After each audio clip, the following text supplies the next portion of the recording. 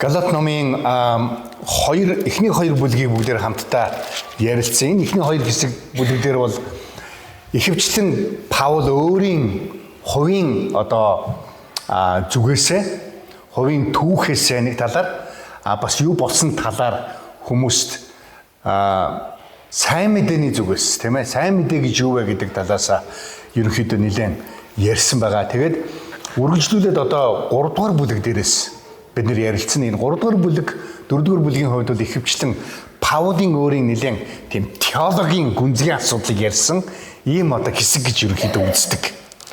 Галат номын 3 дугаар бүлгийн зарим ишлүүдийг бол бид нар байнга иш татдаг. Ер нь бол тэгэхээр өнөөдөр тэр ишлүүдээр бид нар хамтдаа бас явна суралцсан. Тэгээ нэг зүйлийг бид нар өөрсдөөсөө эхлээд бас асууя. Христэд итгэж хүмүүсийн итгэлийн амьдрал, тийм ээ? Итгэлээрээ үйлдсэн үйлдэл эсвэл зүгээр ингэх ёстой гэж үйлсээр, хуулиар үйлдсэн үйлдэл хоёрыг ялахад маш хэцүү. Харин бид нар өөрсдөө бол дотроо мэдж байгаа. Энэ нь би хуулиар үйлдээд байна уу? Эсвэл итгэлээрээ үйлдээд байна уу гэдгийг. Тэр энэ чухал энэ балансын талаар Паул яг бидний өнөөдрийн ярих энэ хэсэг дээр ерөнхийдөө ярьсан байна. Ялангуяа манай лютеран чуулганууд бол юуны тухай их онцолж ярьдаг вэхээр хууль ба сайн мэдээ гэж их онцолж ярьдаг. Тийм учраас манай лютеран чуулганууд бүгдээрээ мэдээ гэсэн нэртэй байдаг шүү дээ, тийм ээ? Сайн мэдээ, баярын мэдээ, хайрын мэдээ гэл тэ. Яагаад гэдэг вэ гэхээр ерөөсөө бидний Христ итгэлийн сүнслэг амьдрал бол ямар нэгэн замаар хуультай холбогдчихл юм бол энэ болохоо байцдаг. Энэ хүмүүс биднийг өөрсдийг маань ийм фарисей амьдралтай болгочдөг. Хоёр нүртэй амьдралтай болгочдөг. Тэгээд эсвэл бүр ингээд бурхнаас зүгтаах юм уу? Эсвэл дэндүү өөрөөрөө хөөрцгөлсөн юм амьдралтай болгочдөг. Энэ аль алиныг нь бурхан хүсдэггүй. Тэгэхээр өнөөдөр энэ балансын талаар Паул Галатчуудад хэлж байгаа. Энэ бол бас тийм ч амархан ойлгох зүйл биш байсан. Галатийнхан бол Паулаар сайн мэдээ тараагдсан. Тэгсэн мөртлөө тун удалгүй. Ерөөсө Паулыг явбаггүй юу бараг шахав. Тийм ээ, тэр ойлголтоосоо буцаад иргэцэн байсан. Тэгээ бид нэг 2 дугаар бүлэг дээр Галатын 1 2 дугаар бүлэг дээр ярьж байхдаа тэгж суралцсан шүү дээ, тийм ээ. Өөр сайн мэдээнд тэд нар маш түргэн итгэжлээ гэж. Үндэ бол өөр сайн мэдээ гэж бол байхгүй. Харин сайн мэдээг гажуудуулсан, болонгуртуулсан. Тийм ээ? Хажуу тийшээ дали болгосон. Ийм юмнууд бол зөндөө байгаа. Энийг та нар анзаарах хэрэгтэй гэж. Тэгээ бүгдээрээ хамтдаа өөрсдийнхөө амьдралыг бас бүгдээрээ бодцгоё. Үнэхээр би итгэлээр амьдарч байгаа юу? Нэгүслэр амьдарч байгаа юу? Эсвэл би хуулиар амьдраад байна уу? Хуучин гэрэн дээр зөндөө хууль байгаа. 600 гаруй хууль байгаа. Энэ хуулийг би яг ясчлан дагахын тулд амьдраад байна уу? Эсвэл би нэгүслэр, итгэлээр амьдарч байна уу гэж. Энэ хоёрын хооронд маш том ялгаа байгаа. Тийм учраас Паулын хувьд Галат номон дээр бичсэн загталтай энийг бүр байн гэдэг яг хадаасан дээр ингээд алхаар ингээд байн зогсоороод ингээд шигтэгдэг шиг яг тэр зөвхөн тэр газараа Паул яг энэ Галат номын төвшөд зохиолоо ерөөсөн яг тэр хэсэг дээр итгэл эсвэл хууль. Тэгээ бүгд хамтдаа 3 дугаар бүлгийг гаргаад Галатын 3 дугаар бүлгээ гараад эхний 14 ишлэлийг бүгдээр хамтдаа уншицгаая. Та нар хараа би уншия. Монхог Галатчуудаа хэн та нарыг ховсдов? Есүс Христ нүдэн дээр чинь нийтийн өмнө загалмаа цовдлогдсон босуу. Та нар сүнсийг хэрхэн хүлээж авсан бэ? Хуулийн үлсээр үү? Эсвэл сонссондоо итгэснээр үү? Зөвхөн үүнийг л та нараас мэдхийг би хүсэж байна. Та нар тийм мунхаг гэж юу? Сүнсээр эхэлж одоо та нар махбодоор төгсгөл болгогдож байна гэж юу? Та нарын өчнөө их юмд зовсон чинь дими байсан юм гэж юу? Хэрв үнэхээр дими байсан бол та нарыг сүнсээр хангаж та нарын дунд гайхамшигыг үлддэг тэрээр үүнийг хуулийн үлсээр үлддэггүй эсвэл сонссондоо итгэснээр чинь үлддэггүй. Яг үүнчлэн бурхан Авраамд итгэсэн бөгөөд бурханд Авраам итгэсэн бөгөөд үүгээр нь түүнийг зөвд тооцсон юм. Тиймээс итгэлийн хүмүүс нь Авраамийн хөвгүүд юм гэдгийг мэдэж ав. Бурхан харийнхныг итгэлээр зөвтгөн гэдгийг бичвэр урдаас мэдээд бүх харийнхан чамаар өргөдөх болно гэж Авраамд сайн мэдээг урдчлан тунхаглажээ. Тиймээс итгэлийнхэн нь итгэгч Авраамийн хамт өргөгдсөн аж. Хуулийн үлсийг түшигчид бүгдээрээ хараалд ор байдаг. Учир нь хуулийн номд бичигдсэн бүхнийг хэрэгжүүлдэггүй, дагдаггүй хүн бүр хараагдсан гэж бичигджээ. Хинч Бурхны өмнө хуулиар зөвтгөгдөггүй гэдэг нь тодорхой. Учир нь зөвхт хүн итгэлээр амьдрна. Харин хуулийн итгэлээс биш ч тэдгээрийг үлдэгч нь тэдгээрээр амьдрна. Христ бидний төлөө хараал болсноороо биднийг хуулийн хараалаас золисон юм. Учир нь модон дээр өлгөгдсөн хүн бүр хараагдсан юм гэж бичигдсэн байдаг. Энэ нь Авраамийн ёроолыг Христ Есүсээр харийнханд ирүүлэхийн тулд юм аа. Ингэснээр бид итгэлээрээ сүнсний амлалтыг хүлээн авах юм. Амен. За энэ нэлийн чухал зүйлсүүдийг энэ хөнцөн мэдээж бид нар тодорхой зүйлсийг энэ ярилцсан. Та нар боддоо ингээ бид нар хин нэгэн хүн мессеж явууллаа. Эсвэл нэг гоё тэр үед ч ингээл тийм ээ утас шөрмөс гэж байхгүй, имэйл энтер гэж байхгүй. Тэгээд нөгөө Галатийн чинь Паул хэлчихсэн загтал ирсэн байна. Бүгдээрээ хөөгж явахдаа цуглуулаараа бүгдээрээ хамтдаа уншицгаа энийг. За бүгдээрээ сонсоороо. Муухан галаачуудаа гэдэг ямар байна. Ер нь зарим пасторууд бол хөөе тэнгүү дээ гэж хэлж байгаа юм шиг энийг битсэн гэж ерөнхийдөө хэлж байгаа. Яагаад Паул тийм их тийм ээ хүчтэй үгийг нэг талаар. Ер нь Бурхныг танихгүй хүмүүс дандаа монхог гэж яригддаг хуучин гэрээнд орсон. Тэгтэл яг тийм байдлаар тэднийг яагаад хэлэх болов? Уг нь Галатчууд чинь Христийг хүлээж авсан, эзнийг хүлээж авсан Христ итгэж хүмүүс. Яагаад Паул тэднэрт тэгж хатан хандж байгаа? Яагаад гэвэл энэ нь Галатчуудад их чухал байсан. Яагаад гэвэл заримдаа ингээд дэмирээд балаараад яваад байгаа хүмүүс байдаг шүү дээ. Тэрийг нэг жоохон толгоон дээр нэг тоншоод авчихлаа нэг арай жоох ухаан ордог да тийм ээ. Яг тийм байдлаар ерөнхийдөө Паул тиймэрхүү зүйлийг хэлж байгаа. Хөөе. Та нар чи яагаад ингэ тэнэгтэй байна гэж. Яагаад гэвэл бид нар яагаад Христэд итгэсэн бэ гэдгийг маш сайн мэдчихсэн. Яагаад гэвэл энэ Паул хэлж байгаа. Есүс нүдэн дээр чинь нийтийн өмнө загламайд совдлогдсон гэж. Тэгээ Паул Галатад анх очоод тэд тунхагласан хамгийн чухал зүйл бол ерөөсөл Есүсийн загламай. Галатад очоод Паул зүгээр юдэчүүдийн хуулийг тэд тунхаглаагүй. Юдэчүүд яг юунд итгэдгийг ерөөсөө тунхаглаагүй. Харин Галатчуудад юу гэж хэлсэн гэхээр Есүс загламай цавдлагдсан. Ерөөсөө энэ зөвхөн энэ үйл явдал чамайг аварсан гэж тунхагласан. Тэр нь тэд нар хүлээж авсан итгэсэн Галатчууд. Бид нар бүгдээрээ тийм л үзсэн тийм ээ. Есүс загламын үхлийг бидний өмнөөс авсан учраас бид нар Есүст итгэсэн. Хэрвээ тэгээгүйсэн бид нар зүгээр л гоё клубд дийлсэн гэсэн үг. Тийм үстэй. Үнэхээр Есүс загламай дээр гарахдаа бидний яг өнөөдрийн энэ амьдралын төгсгөл нь мөнх байх ийм боломж өгсөн. Төгсгөл нь шүү дээ. Эхлэл нь магадгүй хэцүү гэж болно. Гэхдээ төгсгөл нь маш олон хүмүүсийн амьдралын төгсгөл бол тэр загламай дээр гарсан Есүст итгэхгүйгээсээ болоод төгсгөл нь юу? Бурхантай хамт биш. Мөнхөд шүү дээ бас. Ийм зүйл Галатууд итгэчээд хойноос нэг хэсэг нөхдүүд орж ирсэн. Юдэжүүлэгчд гэж ярьж байгаа юм л. Орж ирээд за сайн байна. Та нар Есүс итгэсэн байна. Болж байна.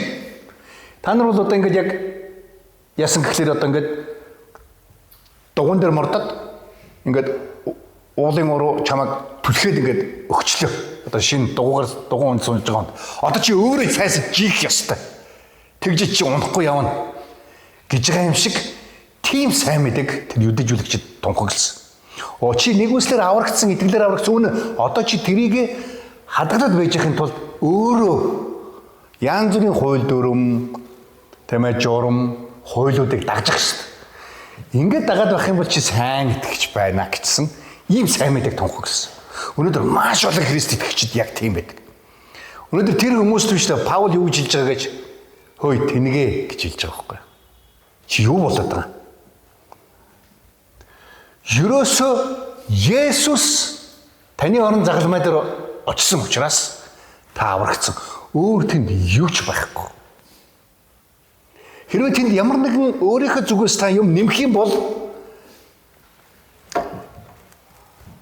тэр ерөөсөө миний тунхагсан сайн мэдээ бол биш гэж Паул хэлж байгаа. Энэ Паул маш чухал. Яг тэгвэл хүмүүсийн амьдралын үхэл амьдрал шийдэгдэж байгаа юм асуудал энэ бол. Тэгм учраас Паул энийг хүчтэй тэднэрт ойлгомжтой хэлхийг хүсэж байгаа. Яг хэн нэгэн та нарыг ховсдчихгүй гэж. Ховсдох гэж мэдээж тэр үед ч гэсэн өнөө ч гэсэн яг адилхан утгатай байгаа юм. Ямар нэгэн одоо өөр шашны хүмүүс ямар нэгэн сүнслэг далд хэлбэрээр хүмүүсийн толгойг тархийг угааж байгааг хэлж байгаа. Монхруулж байгааг хэлж байгаа. Өнөөдөр бид нар заримдаа тэрс үзэлж гэдэг юм уу эсвэл гажуурсгалч гэдэг юм уу тийм ээ одоо буруу сургаалууд ярьдаг, гаж сургаал ярьдаг хүмүүсийн талаар ярихдаа магадгүй ийм замаар хэрэгжилж болох юм. Заримдаа ингээд буруу сургаалд итгэсэн хүмүүст ингээд ярихлаар ерөөс ойлгодоггүй шүү дээ. Үгүй гэхдээ би ийм байгаа байхгүй юу гэл. Гажуурсгалын орсон хүнтэй би нэг ярьсан. Тэгсэн үгүй пастра би ингээд бодсон ерөөсөө буруу юм байхгүй лээ. Тэгээ би сүлдээ хэлсэн. Чи ер нь буруу зөвийг ер нь мэдж байгаа мó өөрөө. Хүн буруу юмд орчоод хизээч би буруу юмд байна гэж бодож ордгоо л байхгүй юу? Тийм биз дээ. Бүр ховсдуулсан юм шиг. Бүр ингээд ямар ч юу ч хэлээд нэмэргүй болцсон. Заримдаа залуучууд бас тийм байдаг үстэй тийм ээ.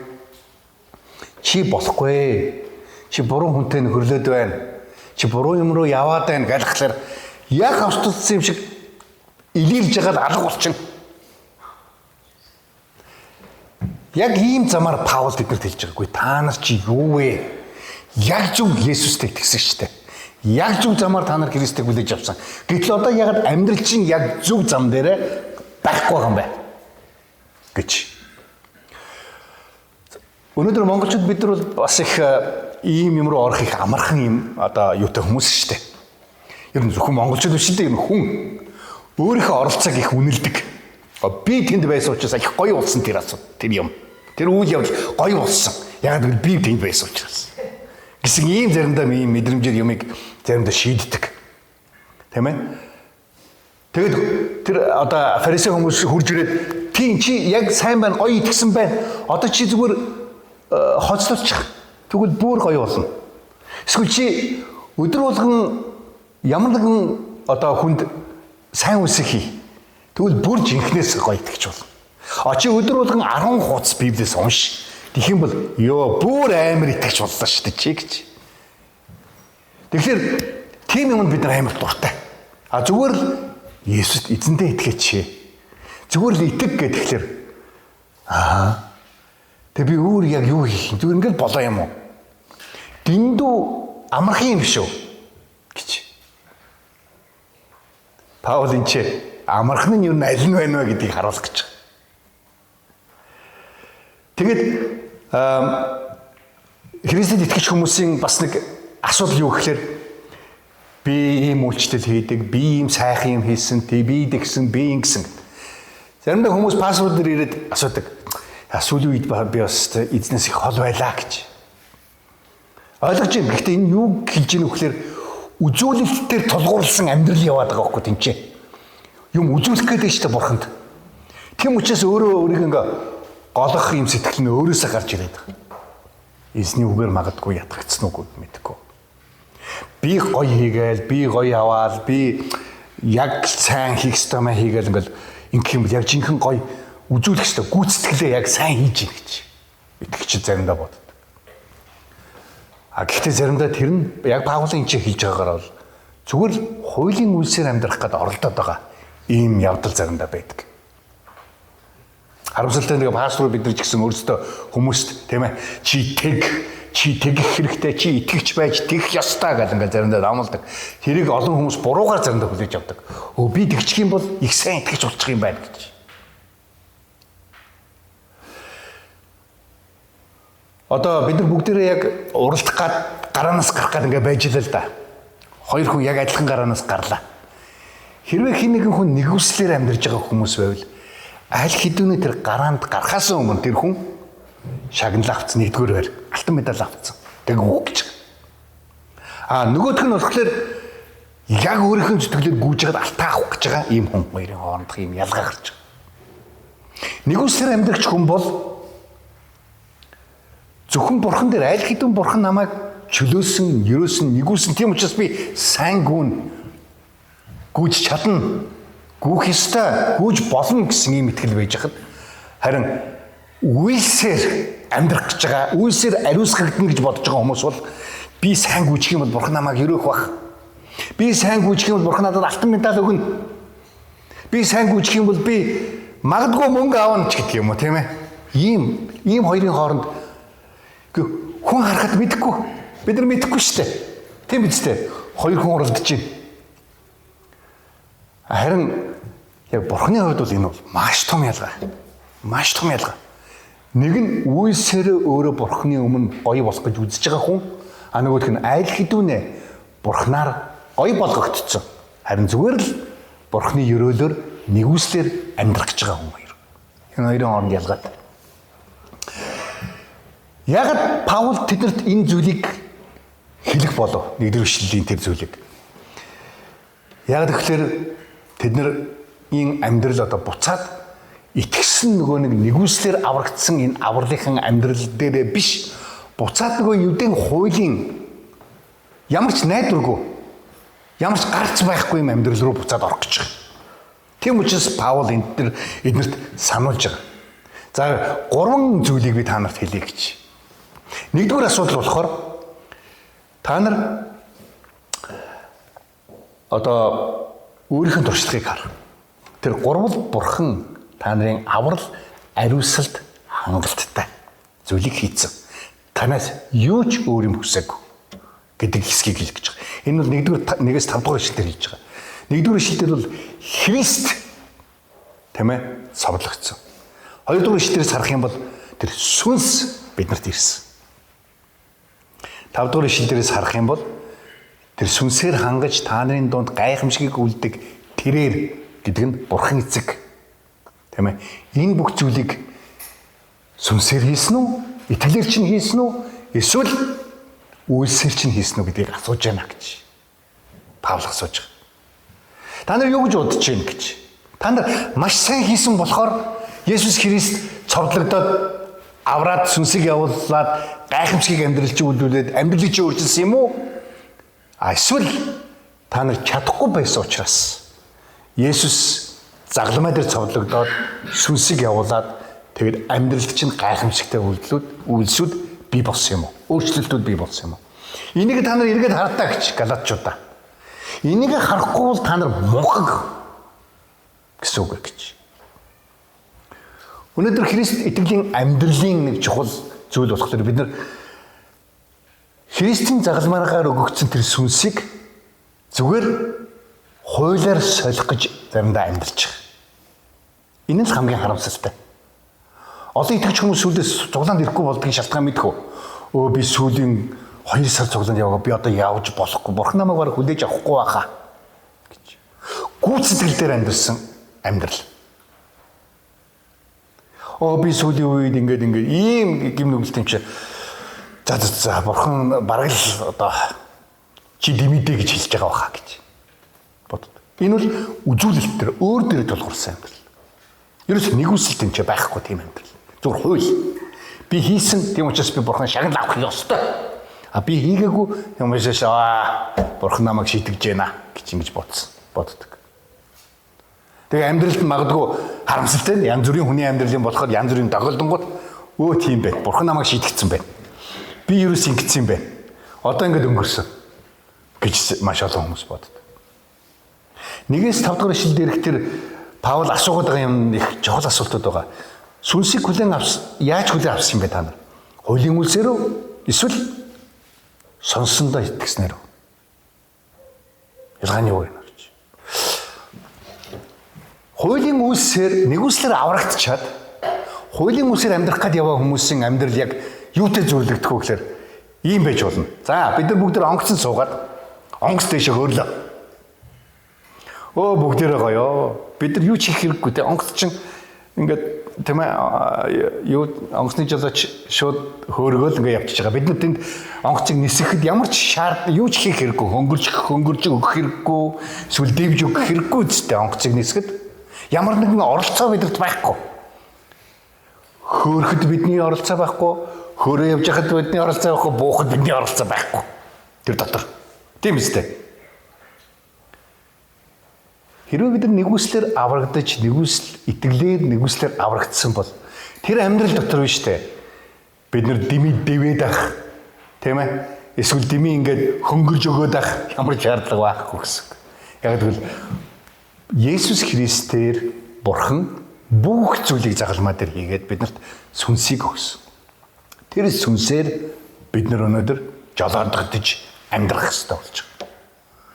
Энэ маш олон хүмүүс ойлгомжгүй. Христэд итгэхэд олон жил болоод тэгээд заримдаа бүр ингээд Христ итгэлийн амьдрал цөхөрсөн гэж ярьдаг хүмүүс байна. Би өөртөө ингээд Бурхныг дагах гал амар их ингээд үзлээ амар ядарч ийн гэж. Хэрвээ ядарч байгаа бол та арай л буруу тэр Христ итгэлийн амьдрал гэдээ яриад байгаа чинь арай л буруу амьдрал байна гэж хэлмээр. Ядраад байгаа бол энэ бол ядрахгүй байх шээ.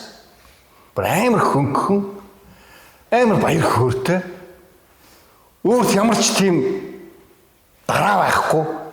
Есүсээр аврагдсан надад хийгээд байх үндсэндээ миний аврал болон ариусалт хийгээд байх үндсэндээ ямар ч юм байхгүй. Харин бид нар аврагдсан, ариусагдсан болохоор бидний үйлдэл өөрөө угаасаа Бурханд талархуу штай амьдрал болж байгаа. Энэ хоёрын хооронд зөндөө том ялгаа байна. Тийм биз дээ? Христэд итгэж хүмүүсийг заримдаа хүмүүс гаднаас нь хараад хөөрхийн хамтд эдгээр амар хэцүүтэй ингээл бүтэн сая өдөр болгон 7 хоног болгон цуглаандаа яваад мөнгөө өгнө. Тэ? Өргөл ёстой. Тэгэхгүй пастордад аймагуул загнуулна. Тэгэл ингээл станараа архич ууж болохгүй, таймж татаж болохгүй станараа тэ энэ тэрүүгээр ингээл одоо явж наргиж цэнгэж болохгүй. Дуртай юм хийж болохгүй амар станараа хөөрхий гэж хэлэхдээ дандаа юуны тухай ярьдаг вэ гэхээр хуулиар амьдарч байгаа. Нөгөө бусад шашнуудтай яг адилхан. Хуулийн дагуу амьдарч ингэж өөрийгөө гоё болгох гэж зүтгэж яваа хөрхийн амьтад юм аа гэсэн ийм байдлаар хардаг. Харин Паулын чи хийж байгаа нь шал өөр. Та нар хуулиар энэ бүхнийг аваагүй. Галатчуудаа. Энэ бүхнийг ерөөсөө махбодоос аваагүй. Харин энэ бол зүгээр л Бурхнаар бүх зүйл хийгдээд өгөгдөөд тэгээд одоо та нарт байгаа юм. Одоо энийг ойлгооч. Байгаа юм.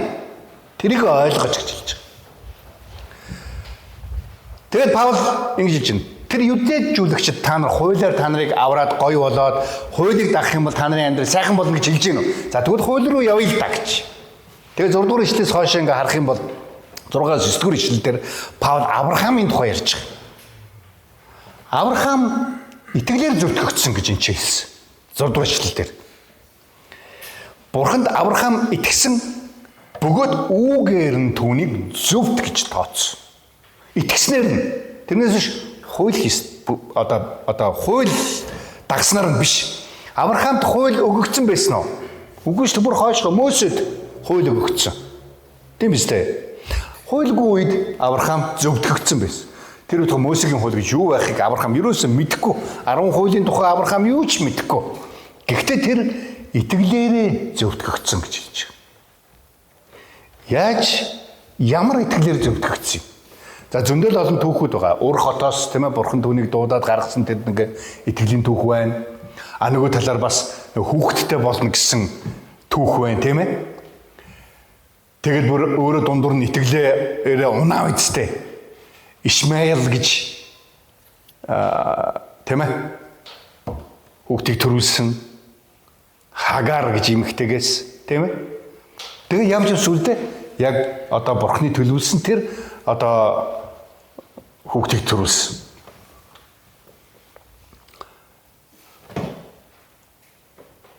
Авраам бол Ур хотоос гарахдаа өөр шүтлэгтэй хүн байсан.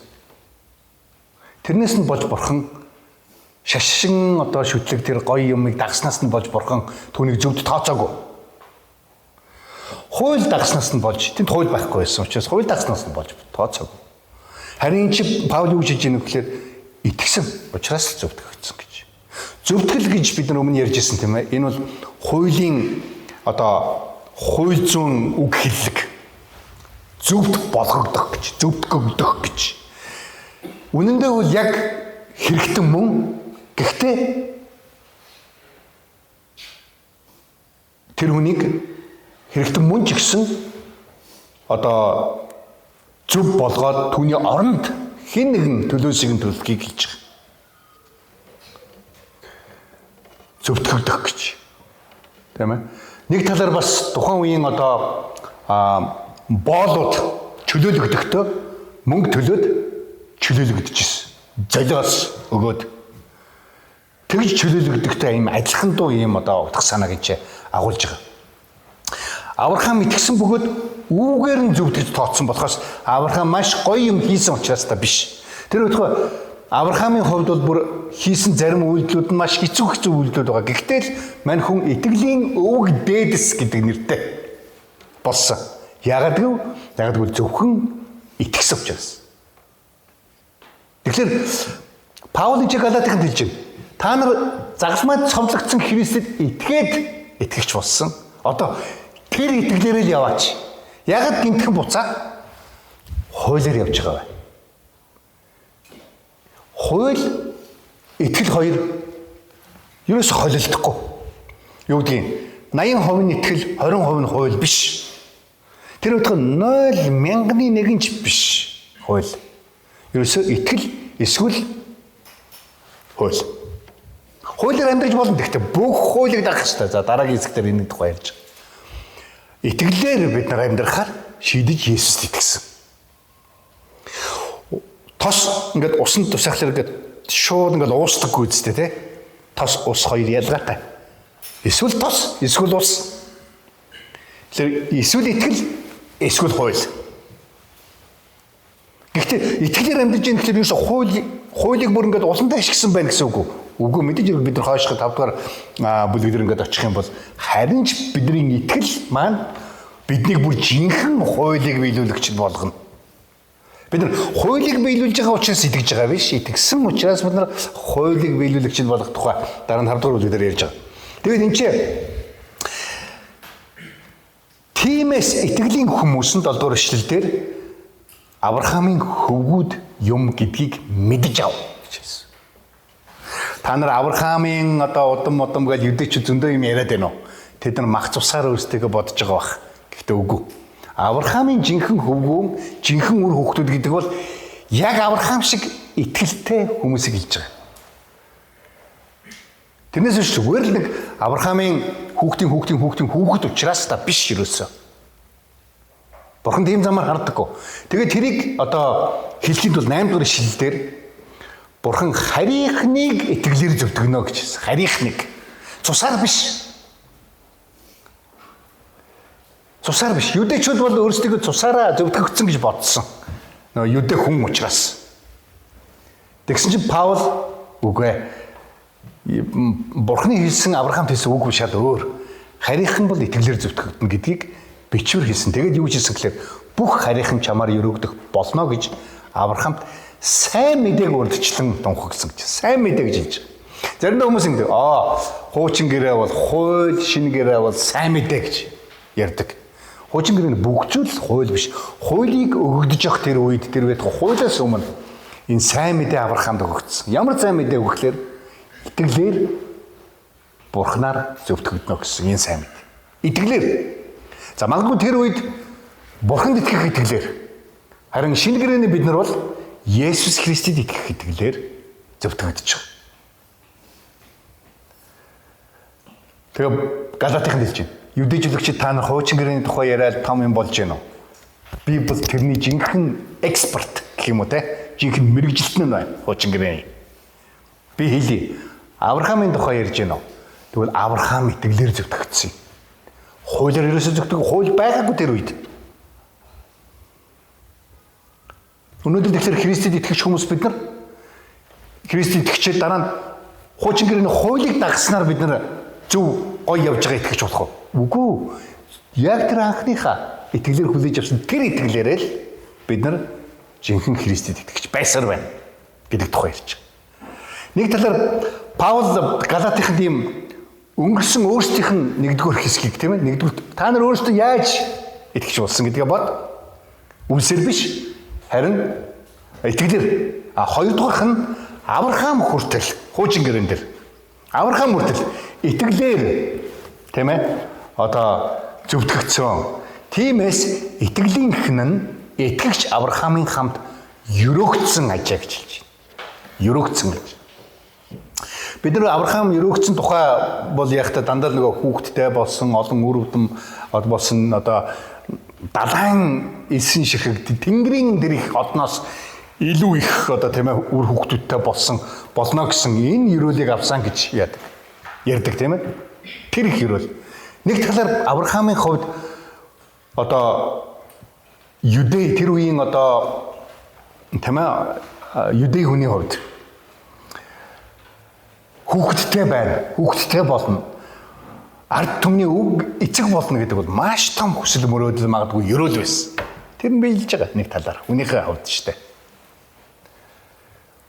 Хэрвээ итгэгч нь яг тэр Авраамд байсан шиг итгэлээр ингээ амьдрах юм бол яг тийм ээ ерөөлтэй нь бас хамт байх болно гэж хэлж байгаа. Тэгээ бид нар өөрсдөө бодох ёстой л доо.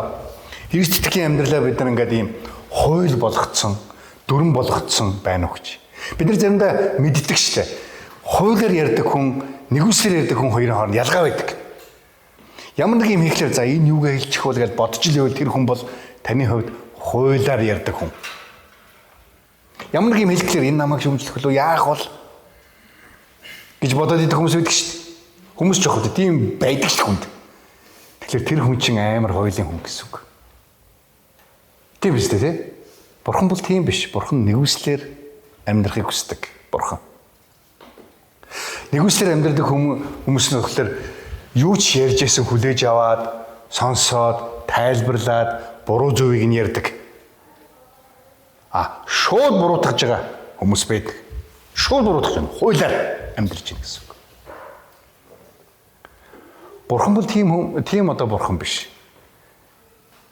Харин тэгж өрөөдөг итгэлээр амьдрагчдыг өрөөдөг тийм бурхан гэж. За тэгэд хуулийг болон итгэлийг баригч хүмүүсийн ялгаа нь юу вэ? Дараагийн хэсэг дээр энэ хэлсэн байгаа. Есүсийн золилт их юм зүйл их олон зүйлийг шийдэж байгаа. Есүсийн золилт. 10 дугаар ишлэлээр хуулийн үйлсийг түсгчд нь бүгдээрээ хараалдар байдаг гэж. Яаж хараалдар байгаа? Яагаад хараалдар орж байгаа гэж? Яг тэгвэл угаасаа биелэж чадахгүй учраас. Харагцл гэсэн үг шүү дээ. Тийм үстэй.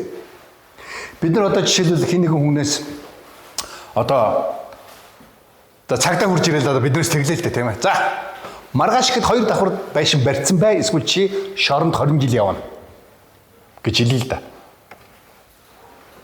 Бидний хин нь 2 давхар байшин маргааш ихэд барьсан байх бол айл хідүүнээ харагцсан гэдэг чинь хэлж байгаа хөөх. Айл хідүүнээ чадахгүй. Тэгэхээр хуулийг түшигчд буюу би сайныг үлдснээр өөрөө гоё хүн болно, би буян үлдснээр өөрөө сайн хүн болно, би сайхан харагдаж гоё ингэж үг хэлснээрээ сайн хүн болно гэж бодож байгаа юм хүмүүс айл хідүүнээ хуулиар нь буцаад яг тэр хуулиараа харагдсан гэж хэлж байгаа. Өөрөөр хэлбэл нэг талаар шийтгэгдсэн. Хууль бол шийтгэлтэй. Тийм үстэй. Шийтгэлтэй ч юм байна. Тэгм учраас хуулийн үйлсийг түшигчд нь бүгдээрээ хараалдар байдаг. Яг л юу гэж хэлсэн хуучин гэрэн дээр хуулийн номд бичигдсэн бүхнийг хэрэгжүүлдэггүй, дагдаггүй хүн бүр харагдсан.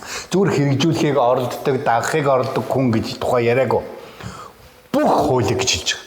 Бүгдийг нь магадгүй 199% нь биелүүлдэг гэж болно. Гэхдээ 1% биелүүлээг бол харагдцсан. Аль хэдийн гэж хэлж байгаа. Аль хэдийн байхгүй.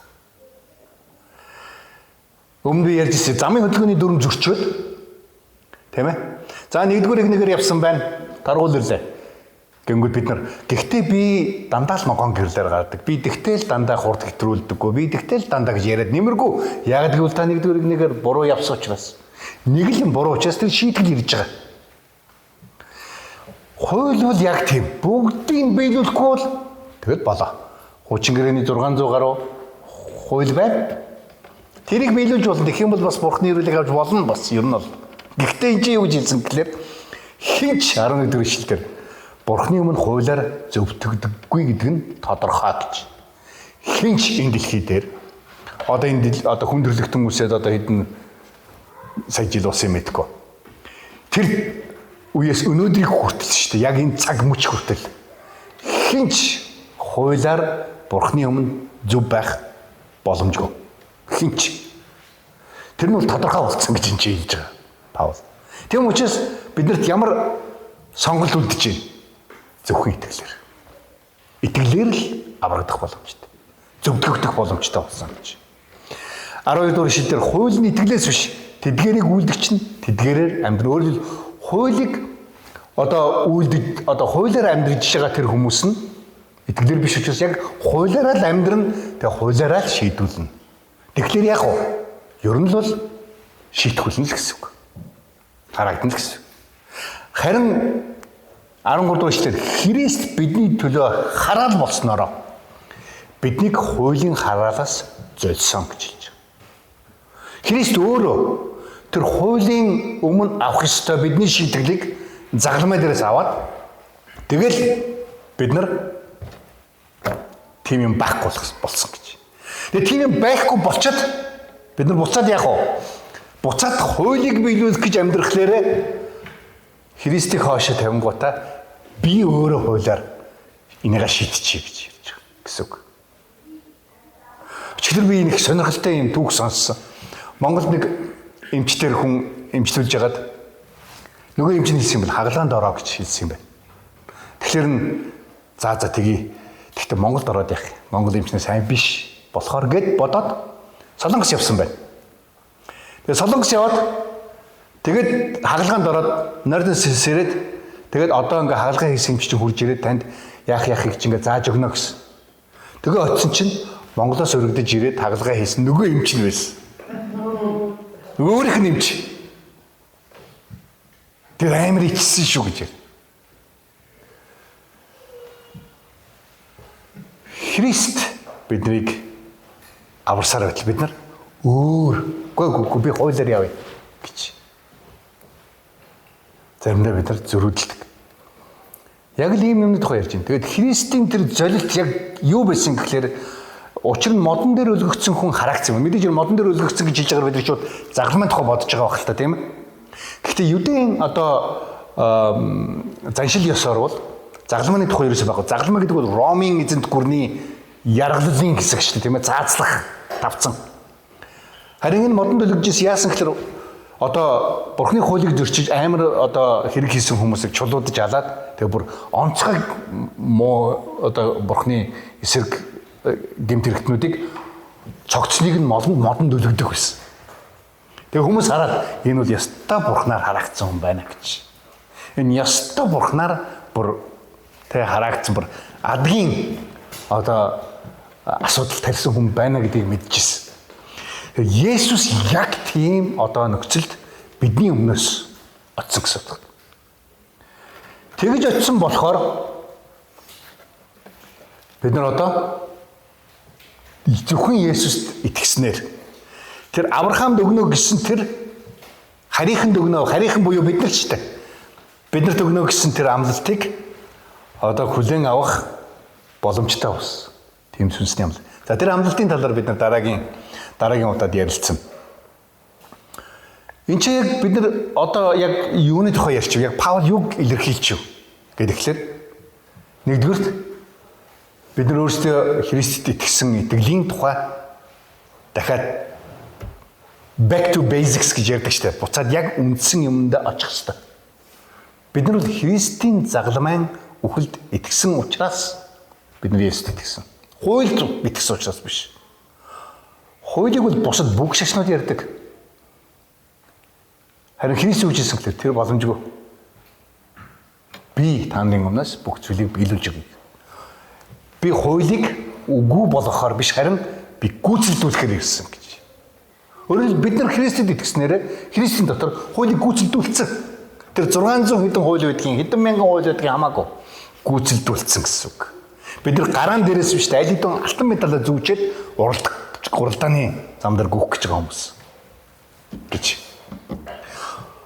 Хоёрдугаар асуудал нь болохоор хуучин гэрээг хүмүүс буруу ойлгодог. Хуучин гэрээ бол ингээд хууль дүрм дагжиж аврагдаж исэн гэж. Үгүй, Еврей номон дээр хүртэл бичсэн. Тийм үү? Юудын үгдээчүүд хүртэл Библийн тэр том баатар бүгдээрээ итгэлээр аврагдсан гэж. Новагаас эхлээд ярьдаг. Тийм биз дээ, тийм ээ? Бүгдээрээ итгэлээр аврагдсан. Хуучин гэрээ зөвхөн хууль, шинэ гэрээ зөвхөн сайн мэдээ гэж хүмүүс ярьж байгаа бол үгүй. Авраам бол тийм ээ итгэлээр аврагдсан тэр сайн мэдээг Авраам аль хэдүүнээр хүлээж авсан байсан. Харийнхан итгэлээр аврагдана гэсэн сайн мэдээг. Гуравдугаар бид нар юуг ойлгох ёстой гэхээр энэ ч Паул юуг ярьж байна вэ гэхээр бид нар итгэж ин гэдэг чинь хуулиас буюу хуулиас ир хараалаас чөлөөлөгдсөн гэсэн үг. Тэр нь Есүсээр л зөвхөн ирж байгаа. Өөр замаар ирээгүй. Тийм учраас тэр хуулийн хараалаас чөлөөлөгдөөд Авраамаар дамжин ирж байгаа тэр ёроолыг авмаар байгаа бол бид нар итгэл дээрээ л амьдрах хэрэгтэй. Тэгээ би өмнө эхлэхдээ хэлжсэн шүү дээ нэг асуулт тийм ээ. Яаж бид нар ялгах вэ? Хуулиар амьдарч байгаа хүн, итгэлээр амьдарч байгаа хоёрыг. Магадгүй бид нар ялгахгүй. Зарим магадгүй ялгагдах л байх л та. Тэр хэлж байгаа хүмүүс тийм ээ. Пастор би сүүлийн үед өстөнөр сайн Библийг уншсангүй. Тийм ээ. Бурхан надад нөх гомдож байгаа байхаа гэсэн маягтай. Бурхан одоо бидний нэг жоохон юмд гомддог бол мөн бурхан байж чадах уу? Бурхан бол нэгүслэр амьдрахыг хүсдэг. Ямар ч нөхцөлд байсан бурхан итгэлээ барихыг хүсдэг. Бурхан бол чадна. Бурхан бол хийн. Бурхан бол гайхамшигтай. Бурхан бол бүгдийг харж байгаа, бүгдийг хянж байгаа, бүгдийг мэдж байгаа гэсэн итгэл. Есүс Христийн загламын тэр ёроол өнөөдөр ч надад байгаа. Би зүгээр л Галатийн шиг заримдаа тэнэгтээд байгаа болохоос биш. Тэ? Ийм итгэлийг л бид нар итгэлээр амьдрах гэж хэлж байгаа. Тэрс ямар ч гэмнүгэл хийдэггүй. Хүн болгоны нүдэнд гоё харагддаг хүнийг итгэлээр амьдарч гин гэж хэлэхгүй. Итгэлээр амьдрна гэдэг бол яг Авраам шиг магадгүй унаж босч исэн ч эзэнд итгэсээр байхыг л хэлж байгаа. Давид хаан шиг эзэнд итгэсээр байхыг л хэлж байгаа. Мөсе шиг эзэнд итгэсээр байхыг л хэлж байгаа. Нова шиг эзэнд итгэсээр байхыг л хэлж байгаа. Тийм учраас хэрвээ бид нар өөрсдийгөө ямар нэгэн хуулийн юм дотор оруулах юм бол бид нар буцаад итгэлгүй байх үедээ байсан шиг тэр хүнд дарамт, хуулийн дарамтын дотор буцаад өөрсдийгөө оруулж яана гэж. Тэгэхээр бид нар Авраамын хөвгүүд мөн үү? Хэрвээ мөн бол бид нар итгэлээр амьдарч байгаа. Амен. За тэгээ бүгд хамт эзний өмнө залбирцгаая. Тэнгэрлэг бурхын эзэн минь танд баярлалаа. Тэгээд энэ сайхан өдрийг өгч таныг магтан алдаршуулж хамтдаа эзэн минь таны үгээс сонсож бас суралцах боломжийг өгсөн танд баярлалаа эзэн минь. Эзэн минь өдөр болгон бид нар итгэлээр амьдрахад та туслаач. Өөрийнхөө ямар нэгэн оролцоог үнсэнтэй юм шиг биш. Харин таны чиглүүлэг, дуудлага, удирдлага болгоноор итгэлээр явхад та туслаач. Эзэн энэ бүгдийг Есүс таны нэрээр залбирлаа. Амен.